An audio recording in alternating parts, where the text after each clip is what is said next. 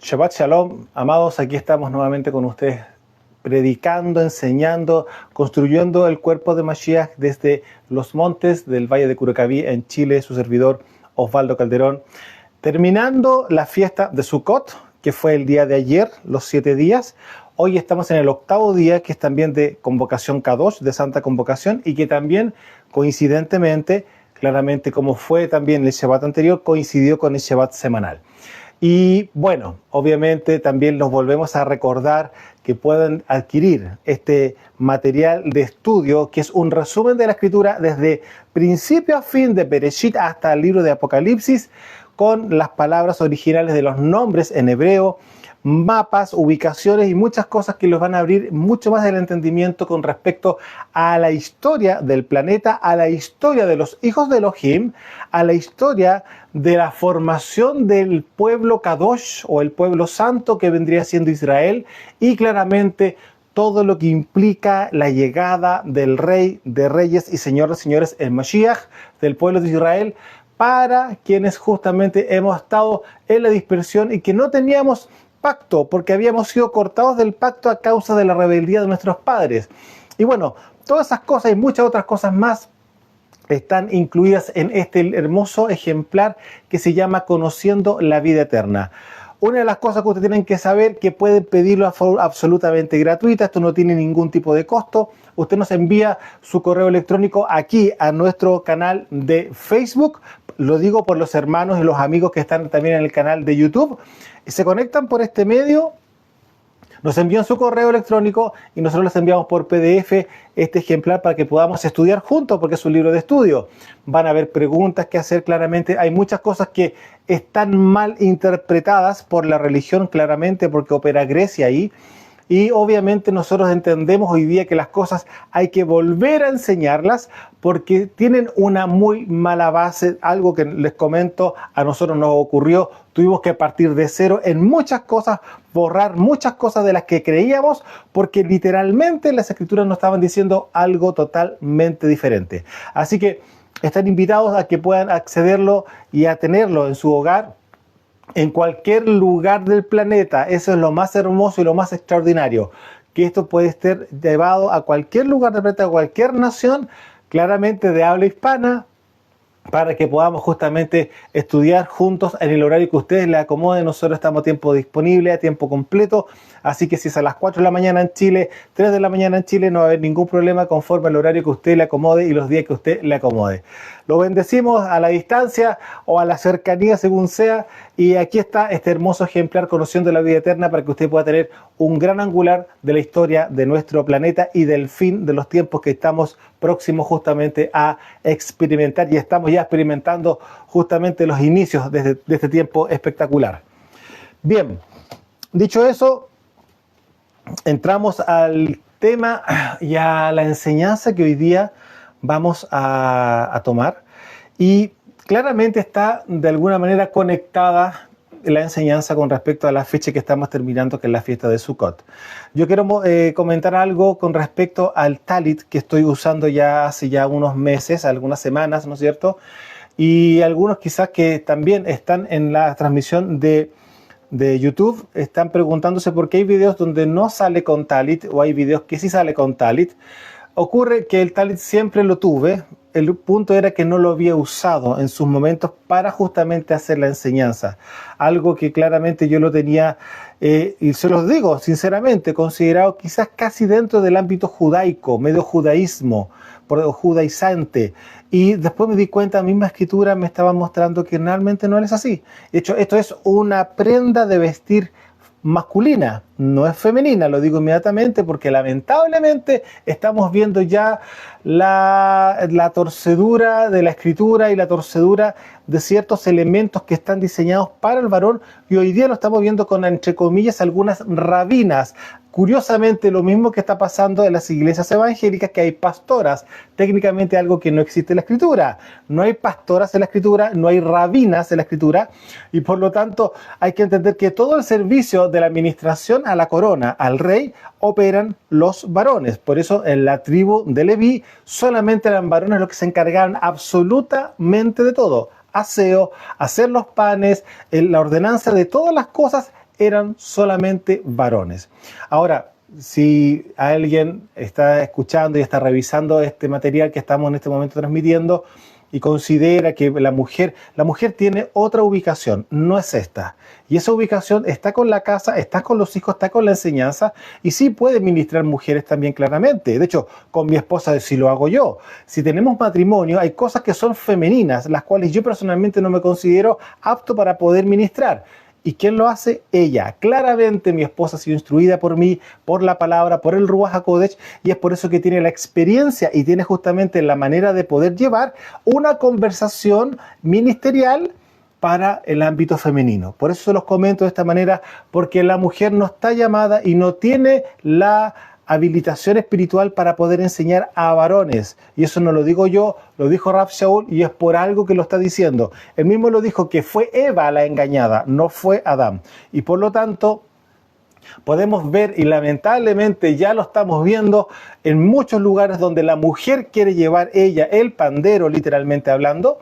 Claro que es así, que hay mucho engaño y hay mucho tropiezo, porque son enseñanzas que no están conformes a la Escritura, sino que son muchas veces enseñanzas que son emocionales, adaptándolas a una situación femenina, lo cual absolutamente abominable, y lamentablemente nos damos cuenta que hay un ruaj, un espíritu que está detrás de esta situación a nivel global, y viene siendo claramente la reina del cielo, algo que más adelante quizás vayamos a tocar nuevamente, enseñanza que hicimos justamente cuando estuvimos ministrando la escuela de embajadores.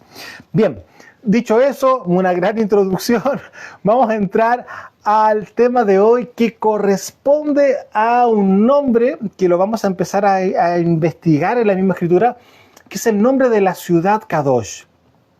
La ciudad Kadosh corresponde claramente a Jerusalén, a la ciudad santa, un lugar de peregrinaje, ¿no es cierto? Hay 3 veces al año que subir a Jerusalén, justamente ¿con qué? Con ofrendas, ¿no es cierto?, con alegría, y son las fiestas que ya lo vimos justamente la semana anterior, la fiesta de Pesaj, la fiesta de Shavuot, conocido en griego como Pentecostés, y esta fiesta que estamos terminando, que viene siendo la fiesta de Sukkot.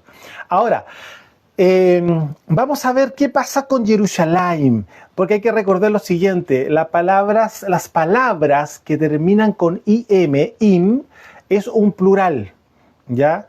Entonces, cuando estamos hablando de Shamaín, estamos hablando de cielos en plural, ¿ya? Cuando estamos hablando de Jerusalén, es un plural también de la palabra Shalom, y también está incluida la palabra ciudad aquí. Por eso se conoce como ciudad de la paz. Ahora, el punto está que no está en singular. Pero luego de eso vamos a ir avanzando. Pero lo importante de todo esto, que Jerusalén, incluyendo ya más finamente el monte del templo, literalmente vendría siendo el trono del Padre. Y es por eso que el anti-Mashiach le es tan importante poder construir el tercer templo para poder sentarse en el lugar Kadosh Kadoshim, lugar santísimo, y haciéndose pasar justamente por un falso Mashiach, ¿no es cierto?, y por Elohim mismo. Eso que ya, yo creo que muchos de ustedes ya han escudriñado en esa escritura, han visto las cartas del apóstol Pablo, Rav Shaul, y claramente todas esas cosas las vamos a comentar hoy día y las vamos a revisar.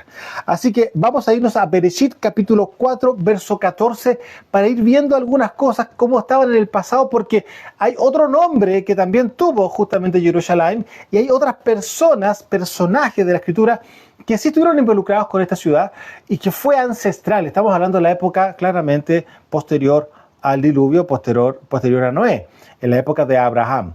Y es justamente para allá que los quiero llevar a Génesis, a Bereshit capítulo 14, verso 17 en adelante. Y esto es cuando justamente Abraham venía de vuelta de la conquista o de la batalla ganada justamente a los reyes del norte, cuando habían secuestrado, ¿se acuerdan?, a Lot y su familia, y había habido un gran saqueo, ¿no es cierto?, en Sodoma y Gomorra. Bueno, dice así en el verso 17 en adelante: cuando volvía Abraham claramente de la derrota de Kedor Laomer, Y de los reyes que con él estaban, o sea, él ganó a esos reyes, él le ganó, él, con su gente, con sus pastores, hay que entender, dejarlo sumamente claro eso, con sus pastores, él fue y ganó a estos reyes. Salió el rey de Sodoma a recibirlo al valle de Shaveh, que es el valle del rey, ¿ya? Venía de vuelta del norte. Entonces, verso 18, y aquí tenemos que poner mucha atención. Melquisedec, ¿usted sabe lo que significa Melquisedec? Es una palabra compuesta de rey y justicia, y por lo tanto se le conoce como el rey de justicia, Melquisedec, ¿ya? Rey de Shalem, de aquí viene la palabra Shalom también, tiene las mismas letras. Algunos dicen que está en arameo, que por eso aparece la palabra Shalem, pero literalmente las letras en hebreo corresponden a la palabra Shalom también, que usted bien sabe que significa paz. Y Cohen de El Elión, o sea, del Dios Altísimo. Y acá hay un tema que no lo vamos a tocar ahora, sacó pan y vino. Yo sé que esto es una figura de Mashiach, claramente. Y le bendijo diciendo, bendito sea Abraham. Es Abraham, no Abraham. Recuerde que todavía no se le cambia el nombre. De Abraham, del Elión, creador de los cielos y de la tierra. Y bendito sea el Elión, que entregó tus enemigos en tu mano y le dio a Abraham los diezmos de todo. Yo aquí quiero hacer un pequeño paréntesis y vamos a parar en este lugar. Porque aquí hay una cosa que usted se puede dar cuenta de que Melquisedec da la sensación de que conocía a Abraham por la forma en que le habla. Aquí no hay ninguna presentación, nada, absolutamente nada. Dice acá el verso 7, y le bendijo. Bendito sea Abraham de El Elión. Está claro que conocía con quién estaba hablando y con quién estaba en ese momento. Conocía a Abraham. Una de las cosas que nosotros vemos en el libro de Jaser, que justamente Melquisedec, este rey de justicia, obedece literalmente a Shem, hijo de Noah. Recordemos que Noah vivió muchos años posterior al diluvio, cerca de 400 años posterior del diluvio, y claramente su hijo Shem, que es el primogénito, se hizo cargo de investir y de mantener justicia, la Torá que se le entregó a ellos en Monte Ararat durante todo el tiempo de su vida. Y recordemos que una de las cosas que sí o sí había que hacer en cada ciudad y en cada sector donde se iba a poblar con los hijos de Noé era justamente tener cortes de justicia, y alguien tenía que administrar la justicia. Y en este caso particular, Shem, como hermano mayor, como primogénito, se hizo cargo de esa responsabilidad y de hacer esa investidura. Ahora, entendiendo esto aparece en el libro de Jaser, que por favor quiero que ustedes lo puedan revisar. El libro de Jaser está registrado en la misma Torá, haciendo alusión a él. ¿Acaso no está escrito en el libro de Jaser? Bueno, estas cosas las estamos sacando del libro de Jaser para poder amplificar un poco más esto.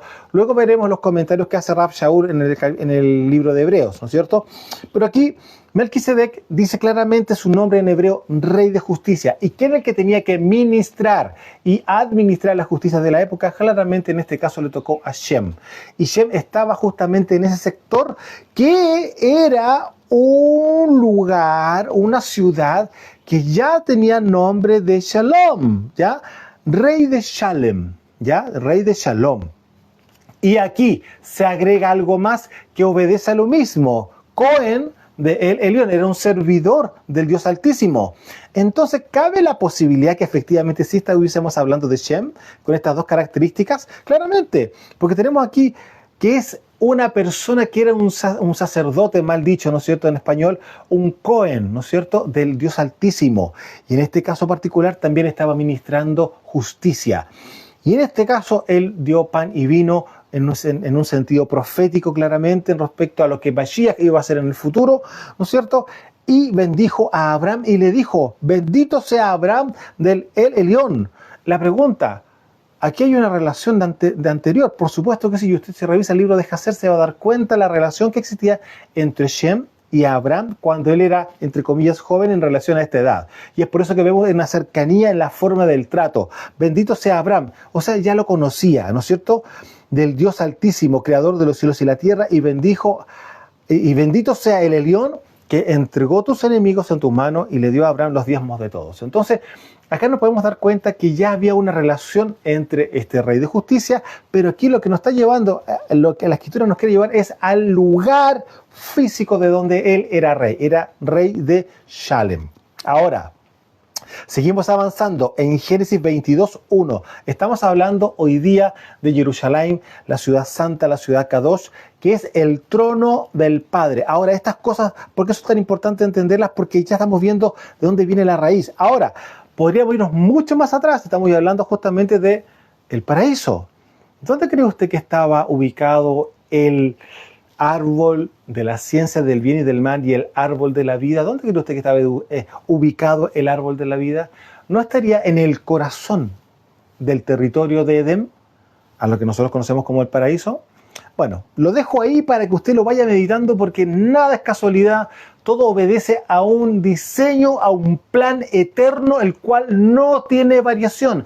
Ha tenido variación en el tiempo del establecimiento del reino, pero el plan no ha cambiado y sigue siendo exactamente igual. Usted revise Bereshit capítulo 1, revise capítulo 2, antes de la caída, todo lo que estaba diseñado para Adán y para su esposa era un tema de gobierno. Y eso va a cumplirse sí o sí, y se está cumpliendo al pasar los días, al pasar los años, al pasar los siglos se está cumpliendo, porque ya una de las promesas que era justamente la llegada de nuestro rey, Mashiach, ya vino. Y ahora estamos en los últimos momentos, en los últimos años, en los cuales tiene que haber una predicación a nivel global, como nunca antes ha habido, para rescatar a los últimos creyentes o los últimos discípulos de Mashiach de las 12 las tribus de la casa de Israel que están dispersos en las naciones. A los últimos, porque claramente sabemos que es una manada pequeña, es un remanente el cual está en las naciones, y algunos ni siquiera saben que son parte justamente del reino, porque todavía siguen estando en el mundo y aún todavía no les ha llegado el mensaje a sus corazones por causa del Ruach HaKodesh soplando sobre ellos. Ahora, Génesis 22, verso 1. Aconteció después de estas cosas que probó Elohim a Abraham, y aquí ya cambió el nombre, y le dijo a Abraham, y él le dijo, heme aquí, y dijo, toma ahora tu hijo, tu único hijo Isaac, a quien amas, y vete a tierra de Moría, y ofrécelo allí en holocausto sobre uno de los montes que yo te diré. Aquí estamos hablando que Moría no es el monte Moría, sino que Moría es una zona, es una región donde hay montes. Y acá está sumamente específico, ofrécelo allí en holocausto sobre uno de los montes que yo te diré. Es decir, que la región de Moría no tiene un monte, es como un cordón montañoso. Y por lo tanto, aquí nos damos cuenta que Moría claramente no es el monte Moría, no, es un monte que está en la región de Moría. Nos han enseñado mal, lo hemos entendido mal y hemos creído que es el monte. No, es uno de los montes que está en la región montañosa del sector de Moría. Ahora, aquí yo quiero llevarlos a meditar un poco en este nombre, Moría, porque la palabra Moría, hace un tiempo atrás yo les comenté de que la palabra, el nombre Moría tiene la palabra luz en hebreo en medio de su propio nombre. Moría, la palabra or, en hebreo es luz, y aquí estamos hablando de Moría. Ahora, ¿cabrá la posibilidad de que haya una nomenclatura de la luz y el Padre? Porque estamos hablando de la terminación Ya, capaz que sea también de Yahweh, ¿no es cierto? Entonces, puede haber aquí alguna luz, literalmente, en relación a ese nombre, porque si estamos hablando de que va a la zona de Moría a hacer este sacrificio, para él, bien sabemos cuál fue el desenlace, el padre puso un carnero, ¿no es cierto?, en reemplazo de Isaac, ¿no es cierto?, y el padre proveyó un sacrificio para él mismo, ¿no es cierto?, figura profética de lo que Mashiach iba a hacer el día de mañana. Él proveyó de un cordero para sí mismo, para expiar Yom Kippur, ¿no es cierto?, a la nación de Israel. Ahora, aquí en este monte Moría, donde se produce no alcanza a ser holocausto claramente, no fue muerto Isaac, es una zona en la cual el padre está tomándola como referencia. Y fíjese una cosa, en este mismo sector, por eso no podemos decir que es el monte Moriah, el monte, sino que vemos que claramente ya antes, en este mismo tiempo, ya existía una ciudad en el territorio. ¿Se dan cuenta? Entonces, el punto está que el territorio ya tenía la ciudad de Shalem, ¿no es cierto?, donde habitaba el rey. Ahora, hay una traducción de la palabra Moriah que es visión de Yahweh. No sé si será tan así, he tratado de investigar un poco más allá en el hebreo, pero yo creo que si hay alguien que pueda darme más luz en relación a este tema, nos va a amplificar mucho más todavía el nombre con respecto a su origen y claramente a la operación que tiene en sí mismo. Josué, capítulo 10. Vamos a seguir avanzando en la escritura. Estamos revisando justamente los orígenes de Jerusalén, ¿no es cierto? Y vamos a ir viendo en la escritura cómo van apareciendo las personas y los personajes dentro del mismo territorio y el nombre que antiguamente tuvo justamente Jerusalén y cómo llega a ser finalmente el trono del Padre o la ciudad del Rey. ¿No es cierto? Josué capítulo 10.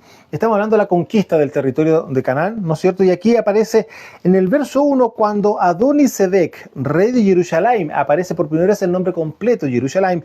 Pero fíjese, Adoni-Sedec, aquí también es un señor de justicia. Pero no había mucha justicia en él, puesto que también va a ser eliminado.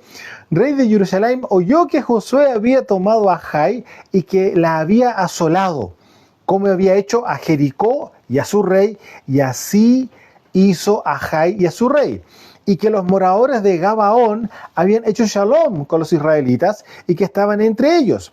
Tuvo gran temor porque Gabaón era una grande ciudad, como una de las ciudades reales y mayor que Jai, y todos sus hombres eran fuertes. Entonces Adoni-Sedec era rey en esa época, cuando estaba haciendo la conquista justamente Josué del territorio de Canaán, era rey de Jerusalén, ya aparece el nombre tal cual, Jerusalén.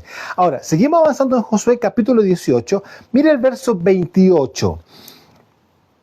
Acá aparece, dice, Selah, Efel, Jebús, que es Jerusalén, aparece aquí mismo entre paréntesis, Gabaa y Kiriat, 14 ciudades de sus aldeas, con sus aldeas. Esta es la heredad de los hijos de Benjamín conforme a sus familias. Aquí estamos viendo el tema de la distribución territorial que ocurrió a través de las tribus. Pero estamos viendo que antes que Jerusalén se llamara Jerusalén, se llamaba Jebús. ¿Y por qué se llamaba Jebús? Vamos a irnos a Jueces capítulo 1, verso 21. Y aquí usted va a entender muchas cosas también. Porque habían tribus anteriores, ¿no es cierto? Que el padre dijo que voy a entregarte al amorreo, etcétera, etcétera, etcétera, ¿no es cierto? Y, disculpe, y mire acá. Josué capítulo 1 verso 21 dice, mas el jebuseo que habitaba en Jerusalén no lo arrojaron los hijos de Benjamín, y el jebuseo habitó con los hijos de Benjamín en Jerusalén hasta hoy. Estoy hablando en el libro de Jueces. Entonces usted podrá entender que lo más probable que a causa del nombre de este grupo de personas, ¿no es cierto?, de estas tribus, que eran jebuseas, ¿no es cierto?, que eran jebuseos, tenían el nombre de Jebús. Entonces, vemos acá, el nombre de Jebús anteriormente era el nombre de Jerusalén, porque era el jebuseo el que habitaba en el territorio. Y no lograron sacar a los hijos de Israel, así que los dejaron claramente para que pagaran tributo, ¿ya? No lo arrojaron los hijos de Benjamín, y el jebuseo habitó con los hijos de Benjamín en Jerusalén hasta hoy. Luego de eso, vamos a ir a Segunda de Crónicas. Estoy viendo el tiempo, porque hay... Recuerde que Primera y Segunda de Reyes también tiene su repetición en Primera y Segunda de Crónicas. Entonces yo estoy llevando una línea de tiempo acá, porque hay cosas que no están especificadas en Reyes, pero sí están especificadas en Crónicas. Y es por eso que quiero llevarlo en línea de tiempo, no necesariamente en la misma escritura en forma lineal, sino que quiero llevar el tiempo y la forma en que se ha ido manifestando esto. Segunda de Crónicas, capítulo 3, verso 1. Dice, comenzó Salomón, a edificar la casa de Yahweh en Jerusalén. Ya tenemos claro que fue la conquista, ya pasó Saúl, pasó David, y aquí estamos ya entrando a los tiempos de Salomón. Comenzó Salomón a edificar la casa de Yahweh en Jerusalén. ¿En dónde? En el monte Moriah. Aquí es donde aparece por primera vez la ubicación como que fuese el único monte, pero ya bien sabemos que es un cordón montañoso, el monte Moriah. Y es en el mismo lugar donde fue el casi sacrificio de justamente Isaac, donde se empezó a construir el lugar de la casa del Padre. Comenzó Salomón a edificar la casa de Yahweh en Jerusalén, en el monte Moriah, que había sido mostrado a David su padre, en el lugar que David había preparado en la era de Ornán, Jebuseo, ahí están nuevamente los Jebuseos, y comenzó a edificar en el mes segundo, a los 2 días del mes, en el 4º año de su reinado. Miren qué curioso, número 2 de inicio de día y en el número 2 del mes. Ahora, en Primera de Reyes dice, capítulo 8, verso 1. Entonces Salomón reunió ante sí en Jerusalén a los ancianos de Israel, a todos los jefes de las tribus y a los principales de la familia de los hijos de Israel, para traer el arca del pacto de Yahweh a la ciudad de David, la cual es Sión. Aquí tenemos otro nombre. Entonces ya primeramente era Jebú. Ahora vemos que claramente se llaman posteriormente Jerusalén, pero que estaban en el monte de Moriah, y también Etzion. ¿Se da cuenta? Todos estos nombres están hablando del mismo lugar territorial. Entonces, el monte Sión vendría siendo el monte Moriah, que vendría siendo el territorio de Jerusalén, que es el cordón montañoso de la región de Moriah.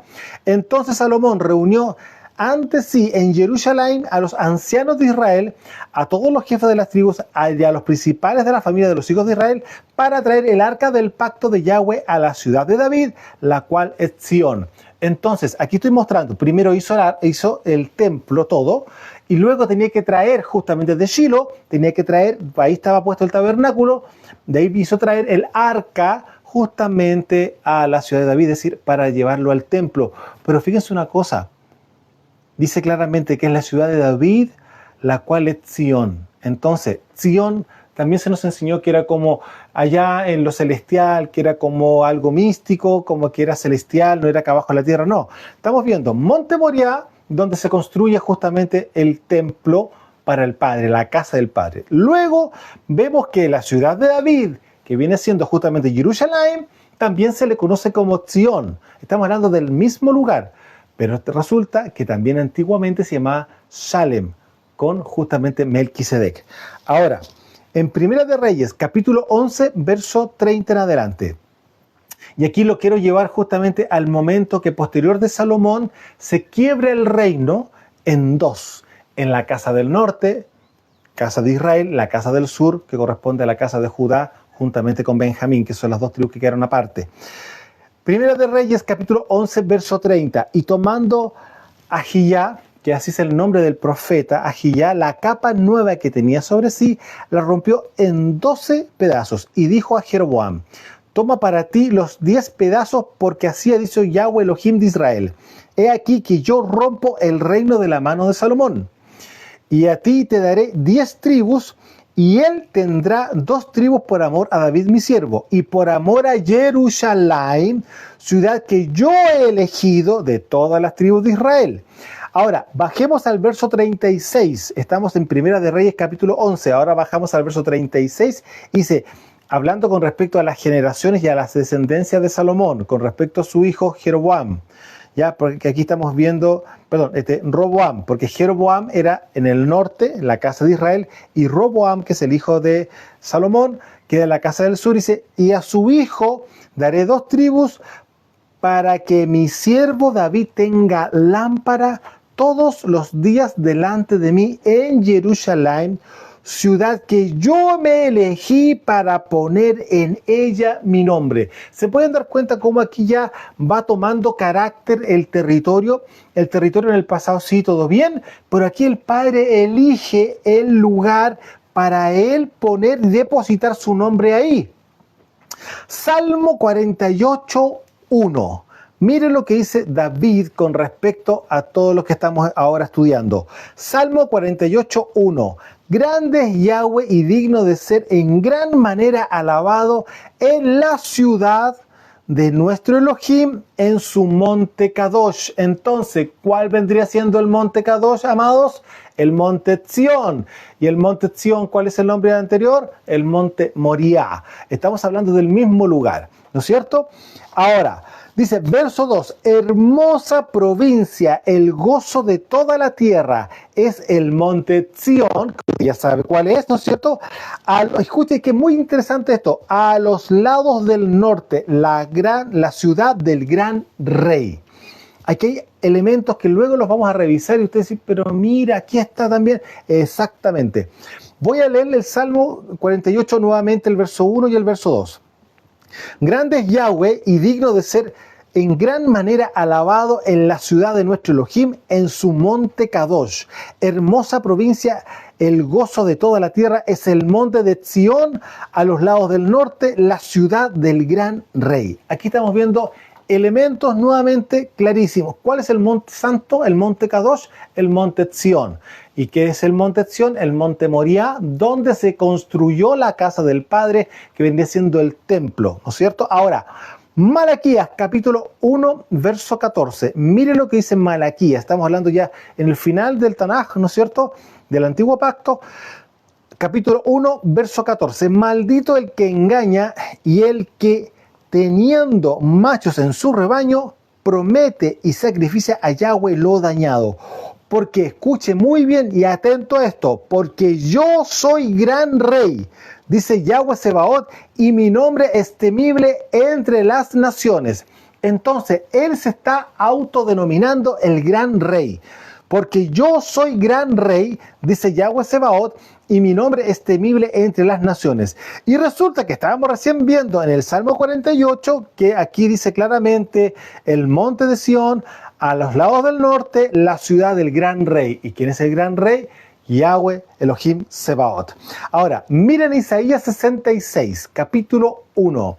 Miren lo que aparece acá, y aquí va a decir, pero bueno, ¿cómo es la cosa? Entonces, ¿está mal? ¿Está confundido? No. Aquí usted se va a dar cuenta que nada es nada confuso, todo tiene su orden. Isaías 66 es el último capítulo del libro de Isaías. Mire solamente el verso 1 y escuche lo siguiente.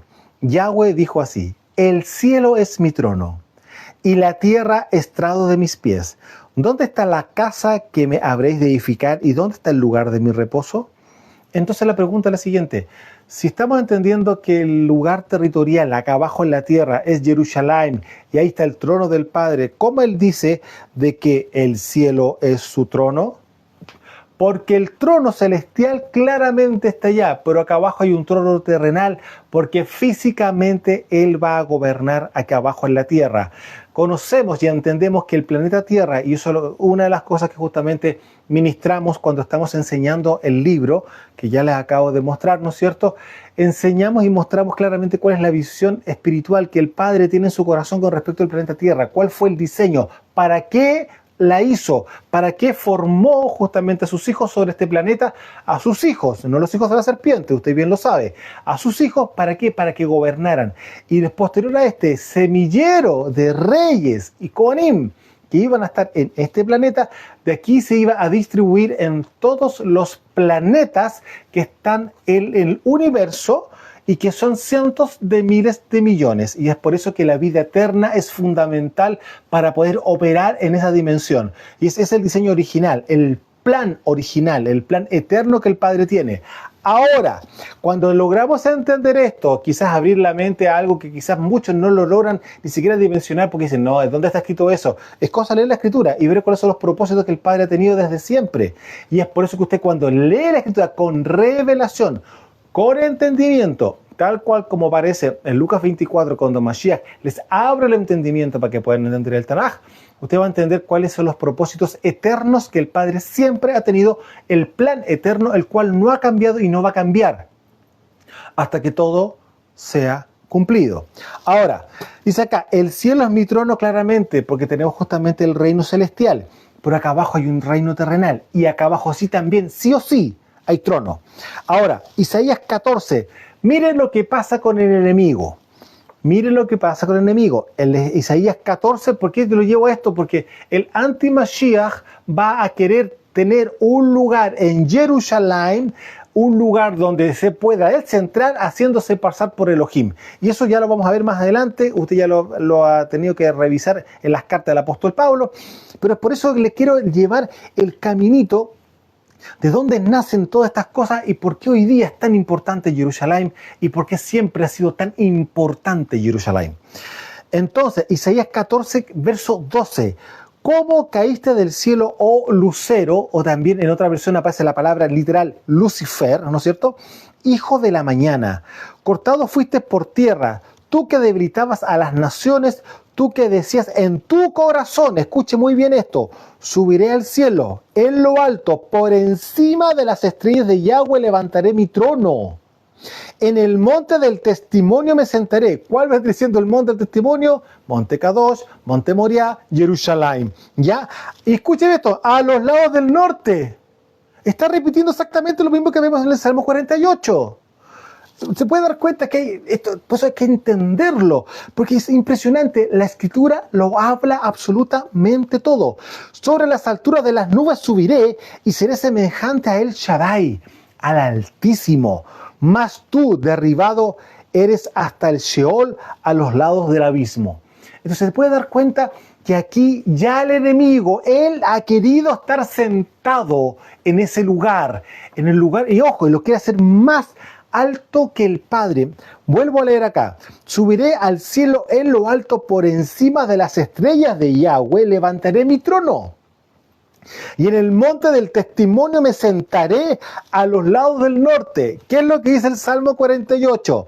En la ciudad de nuestro Elohim, en su monte Kadosh, hermosa provincia, el gozo de toda la tierra, es el monte de Sión, a los lados del norte, la ciudad del gran rey.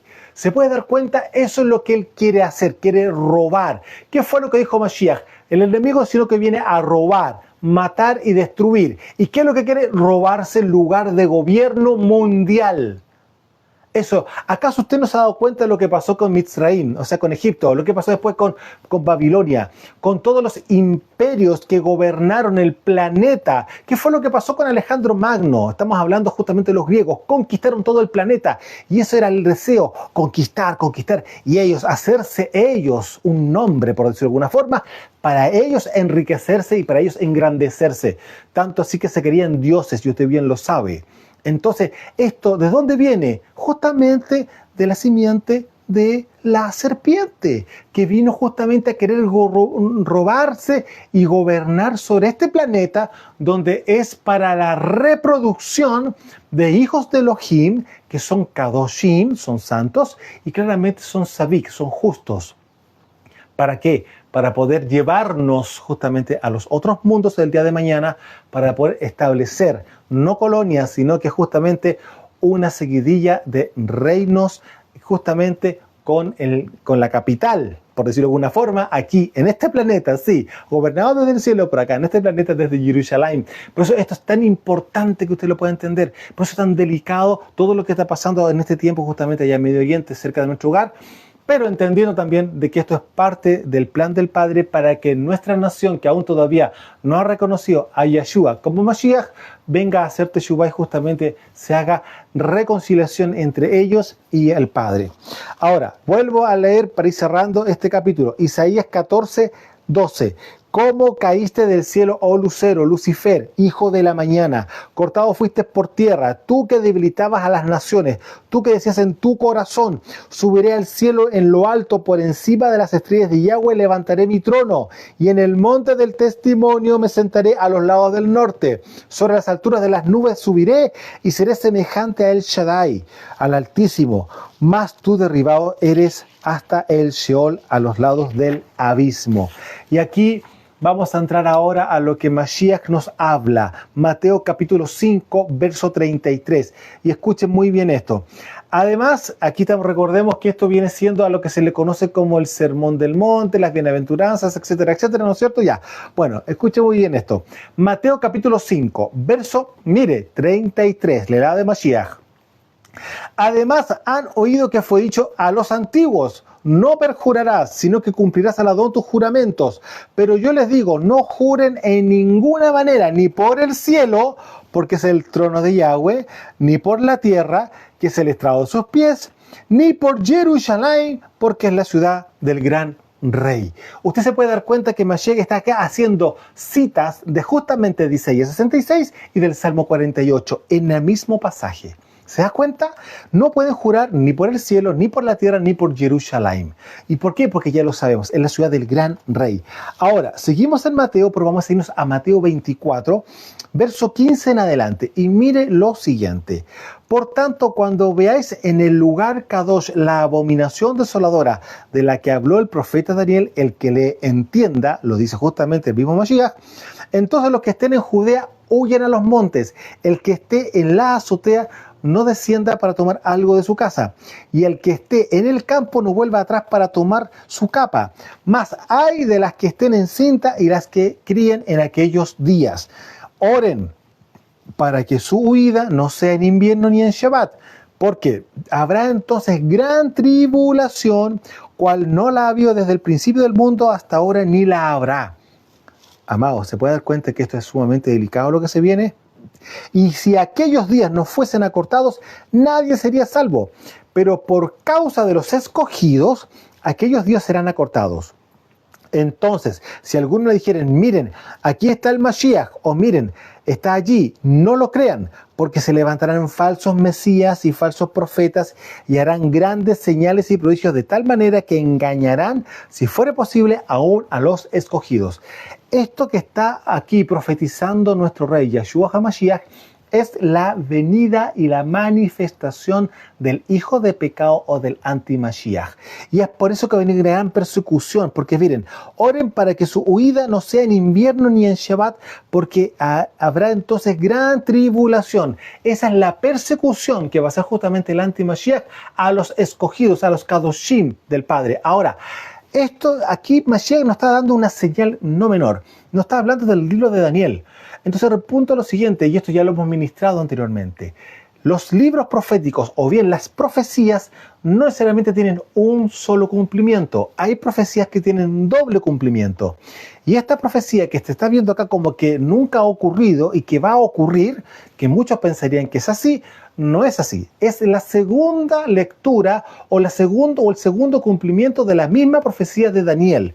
¿Por qué? Porque aquí lo que está mostrando justamente Mashiach es la profecía de Antíoco Epífanes que ocurrió ya con la llegada de los griegos en el pasado. Ahora, recordemos que cuando estudiamos justamente a Grecia, nos dimos cuenta que Grecia es el respaldo espiritual, es el principado que va a respaldar al anticristo, al anti-Mashiach. Y para poder salir de dudas, vamos a revisar justamente el libro de Daniel, capítulo 11, verso 30 en adelante, para que ustedes puedan darse cuenta que esto técnicamente sí ocurrió, y ya ocurrió en la época de los griegos. ¿Usted se acuerda de la fiesta de Hanukkah? Bueno, en el judaísmo lo celebran a fines de año. La fiesta de Hanukkah, recordemos que Hanukkah o Hanok, la palabra Hanok, que es un nombre, es el nombre de lo que nosotros conocemos como Enoch, pero su nombre original es Hanok, que es dedicado. La fiesta de Hanukkah corresponde a la última dedicación que se le hizo al templo justamente en Jerusalén a causa de la profanación del templo y del territorio a causa de los griegos y en este caso de Antíoco Epífanes. Aquí vamos a ir a Daniel capítulo 11 verso 30. Dice así: porque vendrán contra él. ¿Contra quién? Contra el anti-Mashiach, ¿no es cierto? Contra Antíoco Epífanes. Vamos a leerlo conforme a lo que pasó para Grecia en su momento con Israel. Vendrán naves de Chipre, de Kitim, y él se contristará y se volverá y se enojará contra el pacto Kadosh, es decir, por todos los santos que había ya en esa época guardando Torah. Porque una de las cosas que recuerden que hizo Grecia era: dejen de comer kosher, dejen de hacer brit milá, dejen la circuncisión, dejen los mandamientos, dejen el Shabbat, dejen todas las leyes de su Dios y no los mataremos, y ustedes se instruyen y se educan con nuestra educación helenística o la educación griega. Y van a conocer a Zeus, a Afrodita, y suma y sigue, y ustedes van a poder comer cerdo, bla, bla, bla, bla, bla. En el fondo se van a ir en contra de la Torá que ustedes tienen de su Dios. Y así no morirán. Eso fue lo que se estableció en la época de los griegos sobre Israel. Y es por eso que hubo muchos en el norte de Israel que apostataron. Es decir, dijeron, oye, sí, esto trae progreso. Le llaman progresismo ya en esa época. No sé si les suenan los tiempos actuales o modernos. Ya había progreso, había progresismo en esa época con los griegos a través de los hijos de la serpiente y con Antíoco Epífanes. Y muchos apostataron de la Torá, apostataron de la emuná, de la fe, y se volvieron a los griegos. Entonces, es exactamente lo mismo que va a pasar cuando venga el anti-Mashiach. Usted no muera, sino que reniegue del nombre de su Mashiach. ¿Le suena eso? Bueno, vamos leyendo lo que dice Daniel acá en relación a la profecía que era para el futuro en esa época. Recordemos que Daniel, ¿dónde estaba? Babilonia. Después de Babilonia, ¿quién tendría que venir? Los persas, los medo-persas. Irán. ¿Le suena? Ya. Él estaba ¿dónde? Estaba en Babilonia, Irak actual. Hoy es Irak. Luego vendría Irán, los persas, y luego vendrían los griegos y luego vendrían los romanos. Ahora miren, vamos a la escritura. Verso 30, dice que y se contristará y se volverá y se enojará contra el pacto Kadosh y hará según su voluntad. Volverá pues y se entenderá con los que abandonen el pacto Kadosh, con los apóstatas. Y se levantarán por su parte tropas que profanarán el santuario y la fortaleza y quitarán el continuo sacrificio. Ya no sacrificaban corderos, sacrificaban cerdos en el mismo altar que se le diseñó para el Padre. ¿Se puede dar cuenta la abominación? Luego dice, quitarán el continuo sacrificio y pondrán la abominación desoladora. La estatua de Zeus se puso en el lugar, en el templo del Padre. Con lisonja, escuche muy bien esto, con lisonja seducirá a los violadores del pacto. Mas el pueblo que conoce a su Elohim se esforzará y actuará. Y los sabios del pueblo instruirán a muchos, y por algunos días caerán a espada y a fuego en cautividad y despojo. Eso fue el paso de Grecia en Israel antes que llegaran justamente los romanos. Ahora, esto que estamos viendo acá es una profecía que ya tuvo un cumplimiento primero, ahora viene el segundo cumplimiento, que es lo que acabamos de leer justamente con Mashiach. Mashiach profetizó exactamente esto mismo, que vendría con ¿quién? Con el espíritu del anti-Mashiach, que está respaldado por el Principado de Grecia. Y acá usted lo está escuchando. Ahora, ¿qué es lo que dice Rav Shaul con respecto a este tema? Segunda de Tesalonicenses, todo esto en relación a Jerusalén. Estamos hablando del trono del Padre, donde Él se va a sentar. Segunda de Tesalonicenses, capítulo 2, verso 3 en adelante, con respecto a la venida de Mashiach. Dice, nadie los engañe en ninguna manera, porque Mashiach no va a venir sin que antes venga la apostasía y se manifieste el hombre de pecado, el hijo de perdición. Voy a parar ahí. Miren el mismo orden con el cual se manifestó Antíoco Epífanes. Vino apostasía y claramente luego se manifestó él con todas sus cosas y vino a la conquista ¿de qué? De Jerusalén. De llegar al trono, de llegar al templo para colocar a su Dios ahí en el lugar santo. Entonces usted se puede dar cuenta que los mismos órdenes, tanto así como los vemos en el pasado, que fue para la época de la conquista de los griegos sobre Israel, ahora está pasando exactamente lo mismo, el mismo diseño con el anti-Mashiach. Vuelvo a repetir, nadie los engaña en ninguna manera, porque no vendrá Mashiach sin que antes venga la apostasía y se manifieste el hombre de pecado, el hijo de perdición, el cual se opone y se levanta contra todo lo que se llama Dios con minúscula, o es objeto de culto, tanto que se sienta, escuche muy bien esto, en el templo de Yahweh como Elohim. ¿Se da cuenta de eso? ¿Qué implica? ¿Quién va a reconstruir por tercera vez el templo en Jerusalén? el mismo va a hacer todo lo posible y todo lo imposible para que también salgan los musulmanes, salgan el domo de la roca, se puede dar cuenta de todo el trabajo que tiene que hacer el anti-Mashiach y todo va a ser en Shalom. Sí, mira, uy, no hubo ningún problema. Dijeron que sí al tiro, sacaron el domo de la roca y establecieron el tercer templo. Entonces, dígame si no va a tener autoridad para poder hacer lo que él quiera en ese lugar. Miren lo que viene acá. Entonces dice, y se sienta en el templo de Yahweh, el tercer templo, hecho por él mismo, como Elohim, haciéndose pasar por Elohim. ¿No se acuerdan que cuando yo estaba todavía con ustedes les decía esto? Y ahora ustedes saben lo que lo detiene. ¿A quién? A Mashiach, a fin de que a su debido tiempo él se manifieste. Ahora la pregunta es la siguiente. ¿Qué cree usted que estaba ministrando justamente el apóstol Pablo a los tesalónicos, a los que estaban en Tesalónica, a los hermanos israelitas dispersos en Tesalónica? Le estaba justamente ministrando el libro de Daniel, lo que acabamos de leer, exactamente lo mismo. Pues por eso él dice, ¿no se acuerdan que cuando yo estaba todavía con ustedes les decía esto? Claro, porque le estaba mostrando con la escritura lo que vendría también, segundo cumplimiento de la misma profecía. Ahora, miren lo que va a pasar, Apocalipsis capítulo 13. Verso 1. Y antes de entrar a este tema, una de las cosas que usted tiene que entender es que los 4 imperios que vemos nosotros en el libro de Daniel, Babilonia, Persia, Grecia y Roma, esos 4 van a ser una sola cosa hoy día. Usted, la pregunta es la siguiente, ¿acaso Babilonia no está vigente?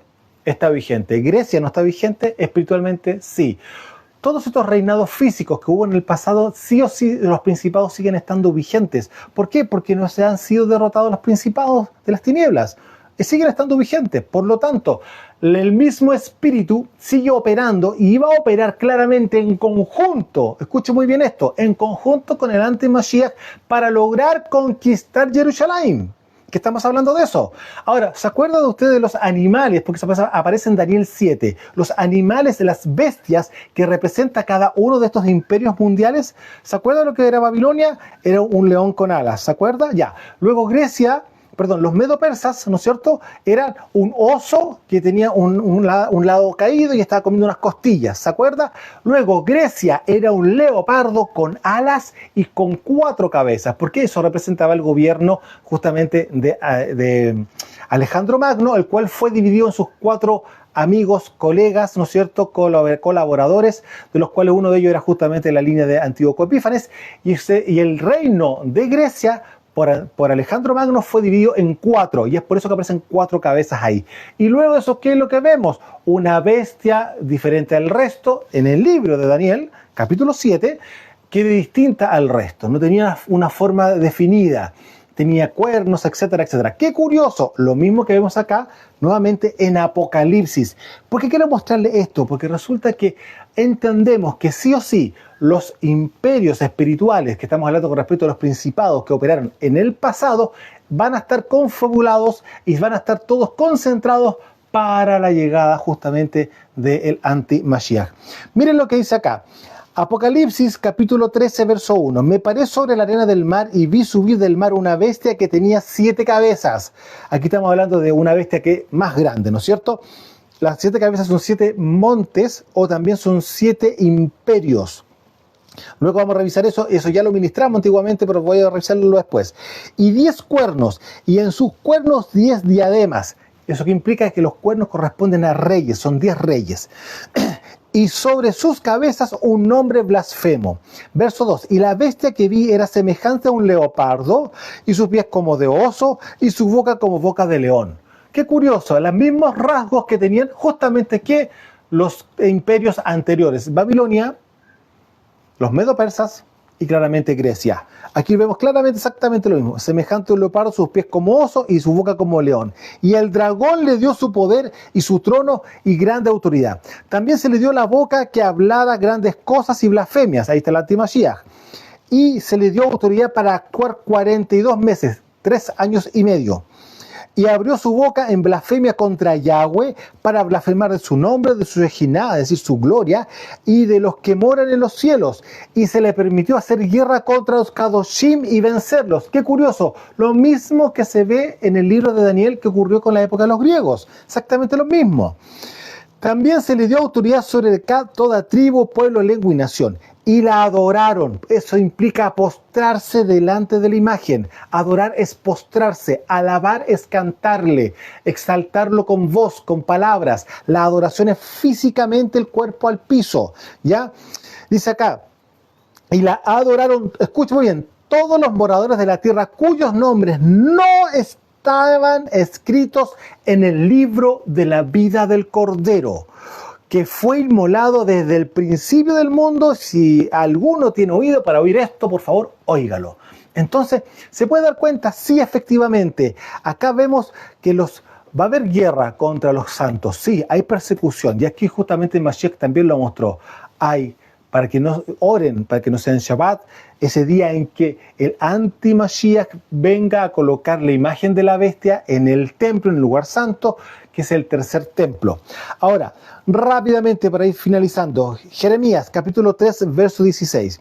Y acontecerá que cuando se multipliquen y crezcan en la tierra en esos días, dice Yahweh, no seguirá más arca de la alianza ni de Yahweh, ni vendrá el pensamiento, ni se acordarán de ella, ni la echarán de menos, ni se harán otra. En aquel tiempo llamarán a Jerusalén trono de Yahweh, y todas las naciones vendrán a ella en honra claramente al nombre de Yahweh en Jerusalén. No andarán más tras la dureza de su malvado corazón. La pregunta, ¿cuándo va a ocurrir esto? En el milenio, amado.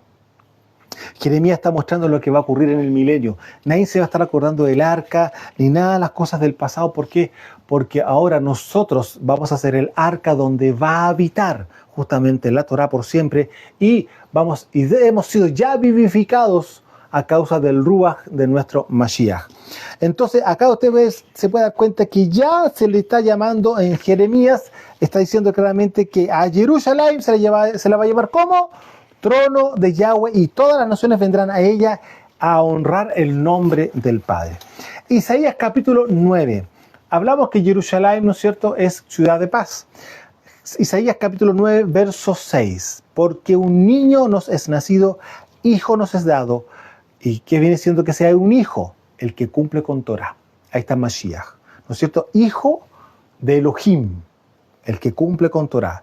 Si usted es llamado hijo Elohim, como yo soy llamado hijo Elohim, yo me tengo que esforzar en cumplir con Torah, andar en justicia, en pureza, en rectitud, todos los días.